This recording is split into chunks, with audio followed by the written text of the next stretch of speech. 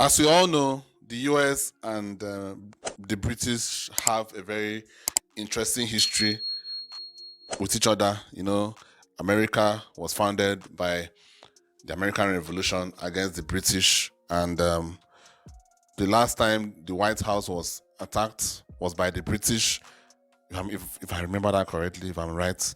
So this is a very interesting history, and at some point, these two countries didn't really like each other. The British felt like they lost to the United States, to the rebels, the then rebels who are the current America, and the US felt like they had to put the British in their place, and that they are the big boys now, and the British I think of the past, kind of.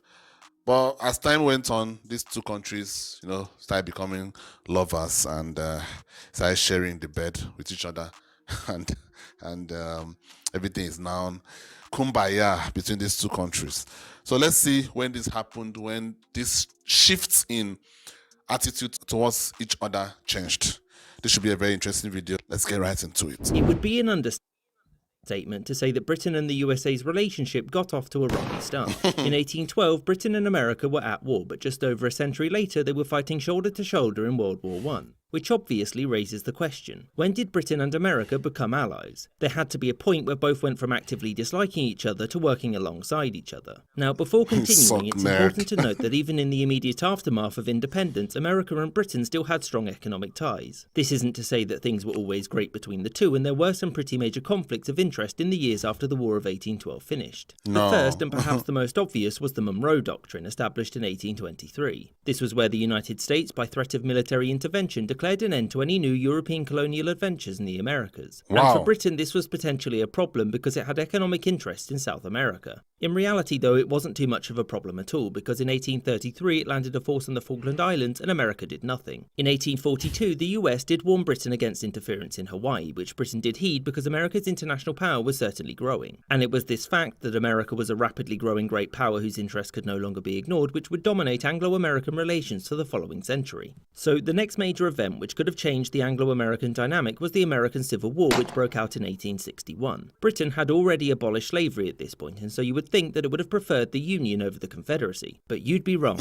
Now, Britain had no great affection for the Confederacy and its slaveholding practices. Its preferential treatment was purely economic, mostly due to cotton imports. Britain did consider formally recognising the Confederacy, and Anglo-American relations were severely harmed by what's called the Trent Affair. This was where the US government seized a ship with Confederate diplomats headed for Britain, which to Britain looked like the USA telling it who it could and could not speak to. In the end, cooler heads prevailed and Britain didn't get involved, although it did construct a very powerful warship, the CSS Alabama, for the Confederacy. And after the Civil War was over, Britain paid compensation to the United States. Thus, only 50 years away from World War I, Britain and America still didn't really care much for each other. So what changed this? Well, relations actually started to improve during Britain's border dispute with Venezuela in 1895. This developed into somewhat of a crisis, and the US intervened and arbitrated, siding mostly with Britain. For Britain, America had conducted itself in a well-mannered fashion and given Britain most of what it had wanted. And for America, by accepting American arbitration, Britain had yielded its right to influence South America. The other reason for Anglo-American rapprochement was simple: converging interests.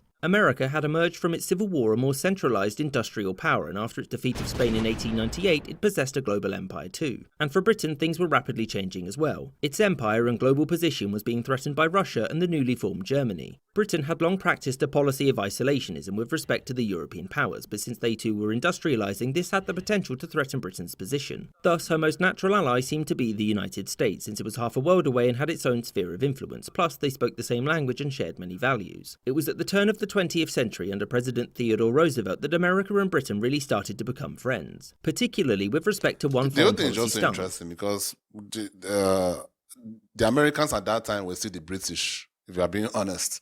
They were still the British people. I know maybe there were other people there, but most of them were still the British that were Americans at the time. So it was almost like siblings opposing each other.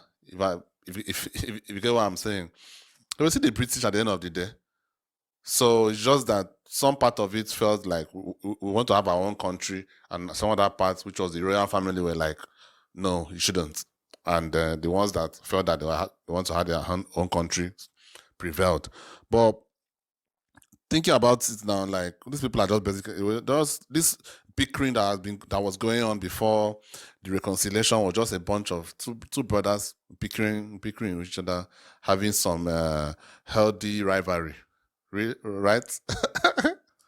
They didn't like Germany. It was at the turn of the 20th century under President Theodore Roosevelt that America and Britain really started to become friends, particularly with respect to one foreign policy stance. They didn't like Germany. This agreement allowed for Britain to move its fleet away from its Caribbean colonies, back to Britain to defend itself from Germany, while security in the Caribbean would fall to the US. After the First World War broke out, Germany's actions, such as U-boat attacks on American shipping and the Zimmermann telegram, combined with the fact that if Britain and France lost the war, they wouldn't be able to pay their American loans back, assured US intervention on their side. And from that point onwards, both the US and UK were largely in the same camps, barring a couple of mishaps here and there. I mean, if thinking about it, like, these two countries have the same ideology at the end of the day, most of it. That basically Britain, the British Empire is basically Western civilization as we know it. That the originators, that the creators of Western civilization as we know it. Now, other countries like the US and all the other European countries joined up, but let's be real. This Western civilization that we are all enjoying, all the modern whatever that we are enjoying right now, is all thanks to the remnants of the British Empire. Now, you may disagree with how they were able to gain this empire. That's a different topic for a different video. I've already made videos about that already. I don't like judging people in the past with current morals. I just don't. I've never done that, and I will never do that. At the end of the day, at the time, most of the people in Britain would have been proud of themselves. And most people that were against Britain at the time would have been envious of Britain. That's just the truth. Most people that weren't able to do what the British Empire were able to do in their heyday were either envious or jealous. Then the British themselves were proud of themselves. The mothers, the wives of these British men that were able to conquer everywhere were definitely proud of them. So that's a different time. Now, these days, invading and conquering and all that kind of a thing is frowned upon.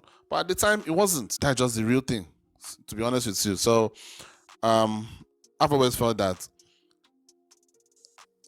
British people, especially the people that their ancestors are British, not like immigrants. And I'm not saying immigrants, people are British as well. I'm just saying they don't have the same experience or the same feeling for Britain as the British people that their forefathers or their ancestors were involved in creating the British Empire. They just won't have the same feeling. So I've always felt that those people, because I keep seeing it online these days, some of these people are like, apologizing for the past and all that kind of thing. I think it's a bunch of rubbish. You shouldn't apologize for your past. It happened. Everybody was looking for spoils at the end of the day. Your ancestors were able to succeed. You should be proud of that. That's it. You should be proud of that. You should not be feeling like, my ancestors were terrible people. They did this. No. Other people that are trying to guilt trip you into feeling ashamed of your heritage, their ancestors were either jealous, envious, or wished they were like the British Empire at the time. So let's just be real. I always try to be very, very fair in these things, and I know I'm sounding like some kind of a white apologist right now, but I'm not. I'm just being logical. I'm just being logical. Anyway, guys, let me know what you think down in the comments. I'll see you on the next one. Thank you guys for watching. Peace.